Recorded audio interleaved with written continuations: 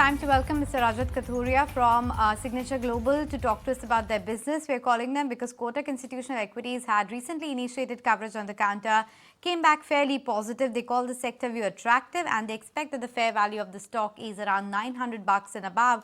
So definitely seeing quite a bit of upside. And of course, from the IPO pricing, we have seen that the stock has rallied quite a bit. Rajat, hi, good to be speaking with you. I was just reading their note and they talk about how your pre-sales has jumped 8x between FY20 to 23 and it's right now close to 3,400 crores thereabout. 3,400 crores on pre-sales. How do you expect the next 2 to 3 years to pan out for yourself? Is this kind of run rate really possible to continue? Yeah, so morning. So thanks for calling us on the show.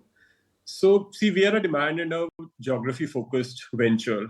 In terms of, product and geography focused venture. In terms of product, we are focusing primarily on the mid-income housing.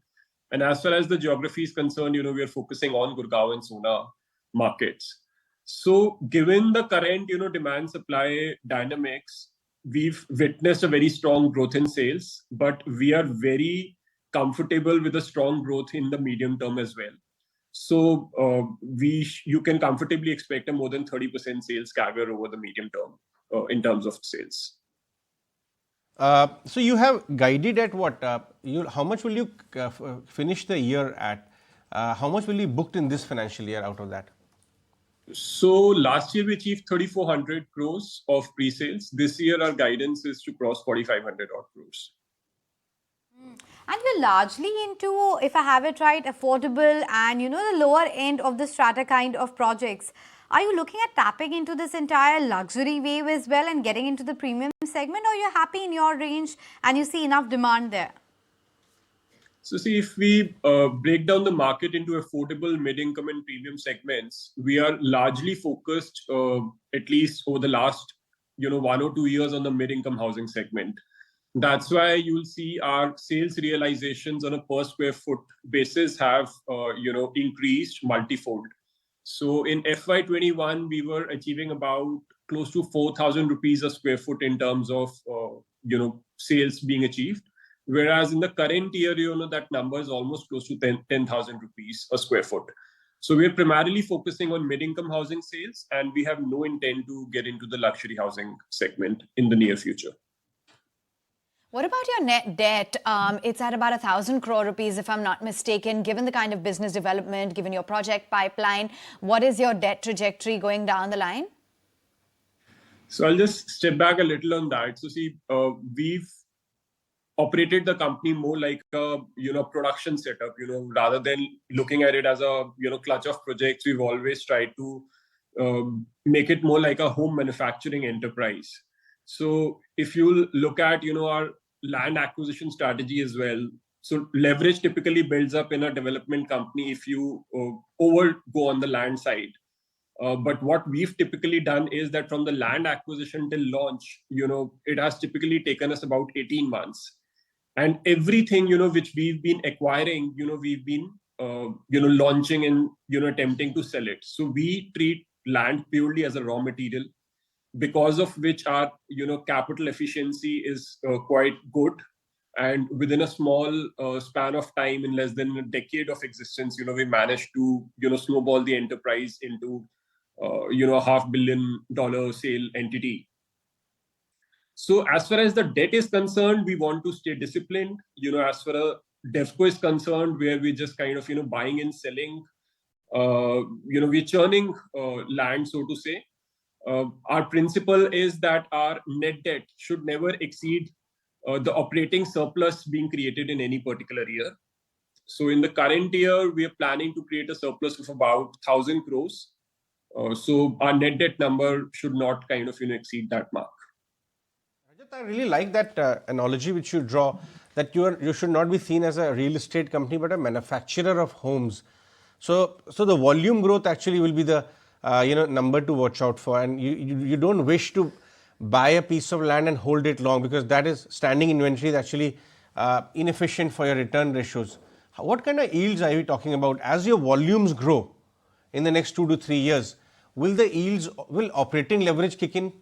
Is there scope for yields to go up? So operating leverage is kicking in for a couple of reasons, Ajay. So, see, we've been an active acquirer of raw material, which is the biggest raw material, land, over the last couple of years. So land prices in this part of the country at least have really spiked over the last 2-3 years, and we have the advantage of owning a lot of land which was pre this spike took place. So because of that, in every sale which is being done, the embedded EBITDA is much higher than what it was, over the last 5 to 7 years. So while we're growing in sales, so if I'm saying that, we are comfortable with a sales CAGR of about 30% on a medium-term basis, I'm also very comfortable in stating that the embedded EBITDA in whatever sales are supposed to happen is going to be upwards of 30%.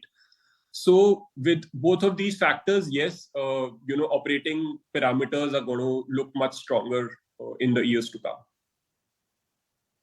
Rajat, you talked about how the embedded EBITDA is going to be around 30%, but at the company level, what could be the margin profile? Because obviously we're loss-making up till FY22, so difficult for me to understand a sustainable number from the trend. But going forward, what would be the sustainable EBITDA number, margin number that is? So see, we, in terms of our portfolio, we are currently executing about 17 million square foot of development. And there's another 27 million square foot, which is in the forthcoming category.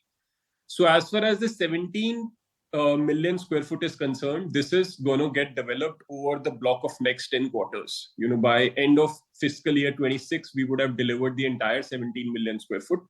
And our endeavor is also to launch the entire 27 million square foot, which is with us. So in the 17 million, we'll be recording revenue in excess of 11,000 crores.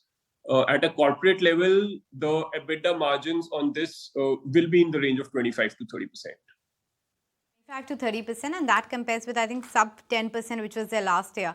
But geographically speaking, would you continue to focus on the NCR region itself, or are there other, micro markets you're targeting as well? Currently there is so much of work. I think there is no plan to, shift from this product and geography focus, which we've maintained and which is kind of, reaping the results for us. So we'll continue to focus on the Delhi NCR market. Rajat, can I just go back on that number? You said 11,000 crore revenues. For which financial year? Are we talking about 25? No, this I'm saying put together for FY24, FY25 and 26. Okay, put together as a block. Okay, as a we'll block. Complete this. But yes, if I were to take FY25 or 26 individually each year? Tough to give accurate numbers, because this is dependent on project completions and sure. So by 26 ending, you can be a 11,000 crore revenue company by 26 ending. No, what I mean to say, Ajay, is that over this block of next 10 quarters, we are already, we would have completed the 17 million square foot. That 17 million square foot in terms of value corresponds to 11,000 plus crores. So in a split of these 3 years, we'll be recognizing that much revenue, which is on projects we've already launched and mostly sold. What we'll be launching in future will be this 27 million square foot, which is almost more than, 30,000 odd crores worth of inventory. But, over the next, 2 years to, 2.5 years, we'll endeavor to launch this entire product portfolio. Okay, Rajat, on that note, we'll let you go. Thanks so much for making time and speaking with us. So that's the latest coming in from Signature Global. They have their hands full with the kind of pipeline they have, and that means that the revenue from these could be around 11,000 crore with a margin of around 25 to 26%. So a sizable improvement from where they are right now. Let's